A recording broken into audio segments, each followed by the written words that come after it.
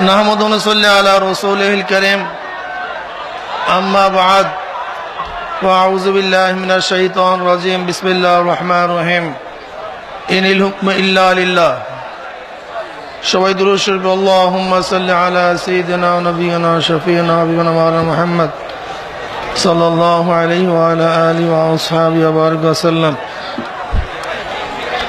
ইসলামী আন্দোলন বাংলাদেশ ঢাকা মোহনা শাখা কর্তৃক আয়োজিত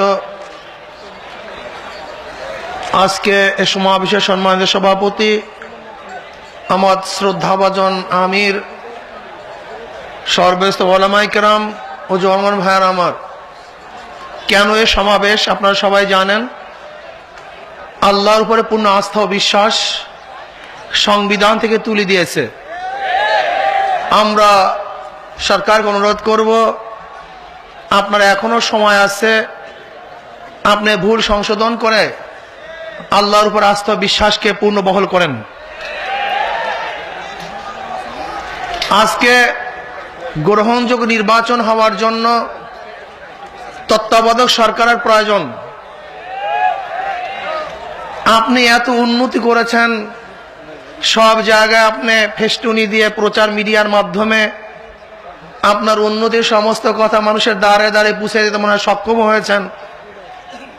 তাহলে আপনি ভয় পাচ্ছেন কেন? নির্দলীয় নিরপেক্ষ কোন সরকারের ভিত্তিতে নির্বাচন করলে আপনি কেন হতে পারবেন না? তাহলে দেখা গেল যদিও আপনি রাস্তাঘাটের কিছু উন্নতি করার চেষ্টা করছেন, ঈমানকে ধ্বংস করে ফেলেছেন, মানবতা ধ্বংস করেছেন, এদেশের সার্বভৌমত্ব ধ্বংস করেছেন।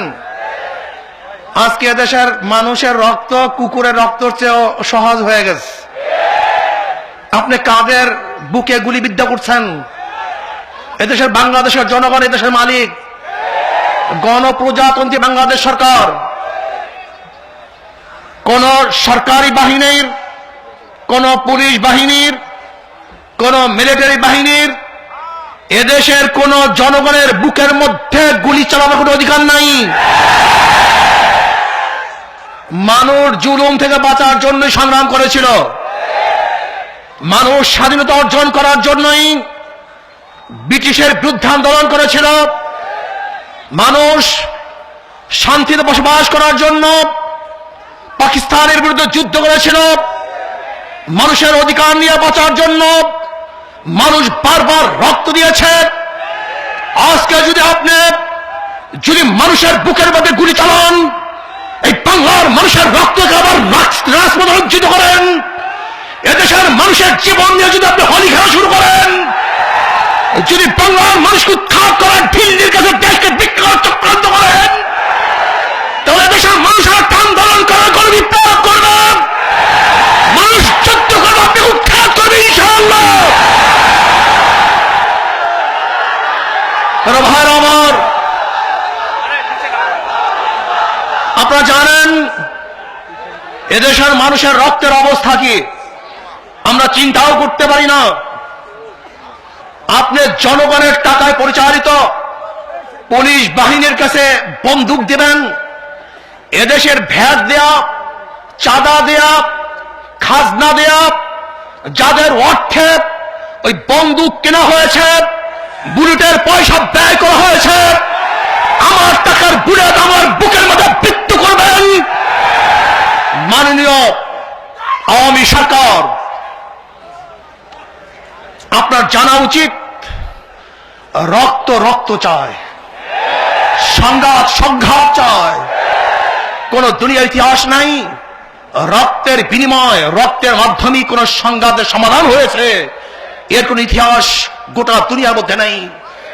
হিটলার রক্ত পিপাসু, কিন্তু দুনিয়াতে থাকতে পারে নাই। স্টালিন দুনিয়াতে থাকতে পারে নাই। হালাকুকা চেঙ্গিসকা দুনিয়াতে থাকতে পারে নাই। তৈমুর লং দুনিয়াতে থাকতে পারে নাই। ফিরাউন থাকতে পারে নাই। সাদ্দাত থাকতে পারে নাই।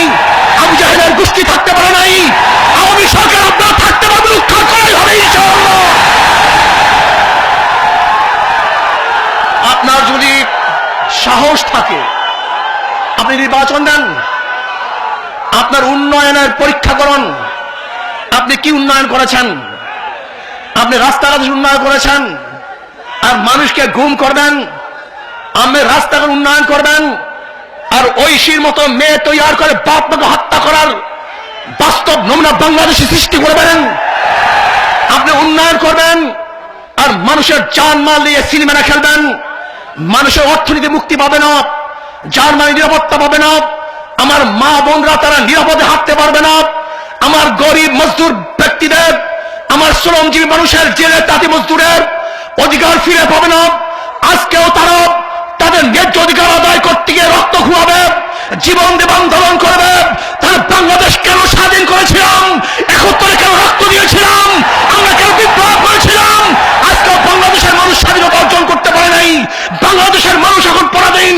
যদি আজকেও ফয়সালা হয় দিল্লি থেকে, ওই ওয়াশিংটন থেকে, তাহলে আমরা পরাধীনদের থেকে আমাদেরকে মুক্ত হতে হবে ইনশাআল্লাহ। আজকেও বাংলাদেশের মানুষ নিজের সমস্যা নিজের সমাধান করতে পারবে না, দিল্লির থেকে সমাধান নিয়ে আসতে হবে। আজকে বর্জিনাকে ব্যস্ত হয়ে যেতে হবে যে বাংলাদেশের সমস্যা সমাধান করার জন্য। আমেরিকার রাষ্ট্রদূত এত কেন ব্যস্ত হবেন, তিনি কেন দিল্লিতে যাবেন, কেন কেন ওয়াশিংটনে যাবেন? এই সমস্ত সরকারগুলি, বর্তমান সরকার এবং বিরোধী দল যারা প্রধান আছেন, তারা এদেশের সন্তান নয়, ওরা হলো বিদেশি আত্মা, বিদেশি কোন সরকারের প্রাপ্তা হিসাবে, পুতুল হিসাবে দেশের সরকার পরিচালনা করতেছে। ওরা বিদেশি সরকারের প্রেতাত্মা মাত্র, ওরা পুতুল মাত্র। যে টেলিফোন সংলাপ হয়েছে, যে আলোচনা হয়েছে এই ক্লান্তি মুহূর্তে, ক্লান্তি লগ্নে, সেই সময় আপনারা ঝগড়া করবেন, আবার মহিলাদেরকে উন্নতি শিকারে পৌঁছাবার জন্য চেষ্টা করবেন। দুই মহিলা বাংলাদেশের মধ্যে সর্বোন্নতি অবস্থায় আছেন, দুইজনে প্রাইম মিনিস্টার ছিলেন, আপনাদের চরিত্র বাংলাদেশের মানুষ দেখছে। আপনাদের তো আসলে ওই যে ফুলন দিবি আছে ভারতের, আমার আব্বাজান বলেছিলেন যে ওই দস্যুরানি ফুলন দিবির যে মেধা আছে, সেই মেধা আমাদের দেশের নেতা নেত্রীদের নাই। ফুলন দেবীকে একটা মন্ত্রণালয় দেওয়া হয়েছিল, স্বরাষ্ট্র মন্ত্রণালয়। তিনি তখন বলেছিলেন যে স্বরাষ্ট্র মন্ত্রণালয় চালাবার মতো মেধা আমার মধ্যে নাই, কাজে আমি এই সরকার গঠন করতে পারবো না, এই মন্ত্রণালয় আমি গ্রহণ করতে পারবো না। আপনারা জানেন প্রাইম মিনিস্টার প্রধানমন্ত্রী হওয়ার মতো যোগ্যতা শেখ হাসিনার মধ্যে নয়, খালেদা জিয়ার মধ্যে নাই। কেন প্রত্যাখ্যান করেন না যে যোগ্যতা আমাদের মধ্যে নাই? এটা আমরা পারবো না, এই যোগ্যতা নাই। এরপর আপনারা কেন অযোগ্য মানুষ যোগ্য হিসাবে এদেশের মানুষকে ফিসে মারবেন? না, আর একটা আন্দোলন করতে হবে, একটা সংগ্রাম করতে হবে, একটা বিপ্লব করতে হবে, সন্ত্রাসের বিরুদ্ধে আন্দোলন করতে হবে, যুদ্ধ করতে হবে, জাহাদ করতে হবে, রক্ত দিতে হবে। ঠিক না মিথ্যা বলছি? কি রাজি আছি তো ইনশাআল্লাহ? নারে তাকবীর, নারে তাকবীর। আল্লাহ রাব্বুল আলামিন আমাকে, আমাদের সবাইকে গ্রহণযোগ্য নির্বাচনে অংশগ্রহণ করে বাংলাদেশের মানুষকে শান্ত সমৃদ্ধ ইসলামী ভূমিকা পালন, ইসলামী রাষ্ট্র কায়েম করার তৌফিক দান করেন। আসসালামু আলাইকুম ওয়া রাহমাতুল্লাহ।